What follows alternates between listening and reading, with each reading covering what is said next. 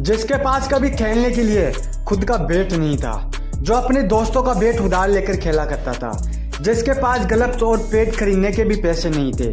गरीबी इस कदर हावी थी कि भाई उस बल्लेबाज को दूसरों के घर में बर्तन धोना, झाड़ू पोछा जैसा काम तक करना पड़ा था। जिसने अपनी ट्रेनिंग की फीस देने के लिए सड़क किनारे पानी पूरी तक बेची, जिसने क्रिकेट की किट खरीदने के लिए अपनी माँ की ज्वेलरी तक बेच दी थी। लेकिन दोस्तों, वो कहते हैं ना कि भाई करोगे मेहनत तो पाओगे सफलता। परिश्रम ही सफलता की कुंजी है, और ऐसा ही हुआ था उस बल्लेबाज के साथ। दूसरों के घर में झाड़ू पोछा किया, पानी पूरी बेची, और फिर वक्त ऐसा बदला कि भाई उस बल्लेबाज का नाम इतिहास के पन्नों में सुनहरे अक्षरों में दर्ज हो गया। जिस बल्लेबाज का कोई नाम तक नहीं जानता था, आज पूरी दुनिया उस बल्लेबाज के गुणगान कर रही है। आज गली का बच्चा बच्चा उस बल्लेबाज को जानता है। दोस्तों, ये कहानी है उत्तर प्रदेश के बदौली जिले में रहने वाले यशस्वी जायसवाल की, जिसने इंग्लैंड के खिलाफ दोहरा शतक ठोककर इंग्लैंड के पूरे बेसबॉल की धज्जियां उड़ा कर रख दी थी, जिसने अपनी तूफानी अंदाज से इंग्लैंड को खून के आंसू रुला दिए थे। क्रिकेट की जन्मदाताओं को क्रिकेट खेलना सिखा दिया था, उनको बताया था कि भाई इस तरीके से खेला जाता है क्रिकेट। 3 फरवरी 2024 को भारत और इंग्लैंड के बीच खेले गए दूसरे टेस्ट मैच में एक वक्त भारत हार की कगार पर खड़ी थी।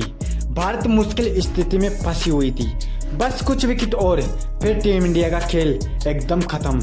इंग्लैंड के गेंदबाज और बल्लेबाज जश्न मनाने लगे थे, उनको अपनी जीत नजर आने लगी थी। यह मैच स्टार्ट होने से पहले ही इस टीम के सबसे उम्रदराज बॉलर जिमी एंडरसन ने एक बयान दिया था। उन्होंने कहा था कि अगर टीम इंडिया 700 का स्कोर भी बना लेगी तो भी हम उस स्कोर को चेस कर लेंगे। जिमी एंडरसन के उस बयान से पूरे भारत का खेमा सदमे में था, क्योंकि इससे पहले भी जिमी एंडरसन ने बहुत ऐसे बयान दिए थे और अपने उन बयानों को सच साबित करके दिखाया था। तो आज भारत के खेमों को पता था कि कुछ बड़ा होने वाला है। 700 का स्कोर तो दूर की बात है, अगर टीम इंडिया अपने विकेट बचा लेती वही बहुत बड़ी बात थी। भारत के लगातार विकेट गिरते जा रहे थे, पर यशस्वी जायसवाल ने एक छोर संभाल के रख लिया था। अपनी टीम के लगातार विकेटों को गिरता देख जायसवाल ने सोचा कि अगर मैं ज्यादा देर तक शांत रह गया तो कहानी यहीं पर ही खत्म हो जाएगी। अगर मैं थोड़ी देर तक और रुक गया तो आज खेल यहीं पर ही खत्म हो जाएगा। यही सोचकर यशस्वी जायसवाल ने अब काउंटर अटैक शुरू कर दिया था। एक के बाद एक इंग्लैंड के गेंदबाजों को लाइन पर लेना शुरू कर दिया। ना ही बेन स्टोक, ना ही जिमी एंडरसन, ना ही स्टुअर्ट ब्रॉड, किसी की भी रफ्तार उस दिन यशस्वी जायसवाल को रोक नहीं सकी। और देखते ही देखते यशस्वी जायसवाल ने दोहरा शतक ठोककर अपना नाम इतिहास के पन्नों में दर्ज करवा लिया।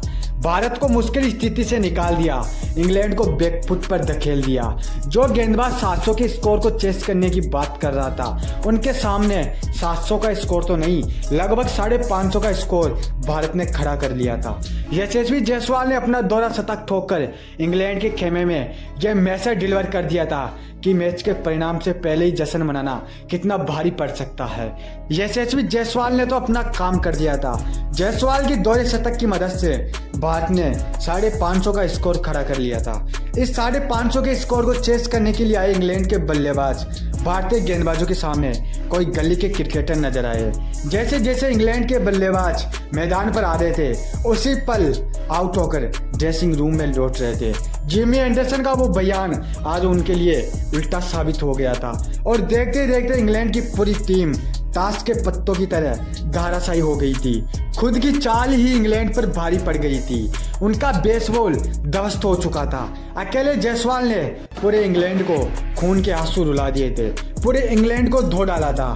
अगर उस दिन वो बल्लेबाज नहीं होता और वो पारी नहीं खेलता तो शायद ही टीम इंडिया वो मैच जीत पाती। जिस बल्लेबाज के पास कभी खेलने के लिए खुद का बैट नहीं था, जिसने क्रिकेट की किट खरीदने के लिए अपनी माँ की ज्वेलरी तक बेच दी थी, आज उस बल्लेबाज ने अंतर्राष्ट्रीय स्तर पर दोहरा शतक ठोककर पूरी दुनिया को अपनी महानता का परिचय दे दिया था। पूरी दुनिया को यह बता दिया था कि एक पानी पूरी बेचने वाला लड़का भी भारतीय टीम में डेब्यू कर सकता है।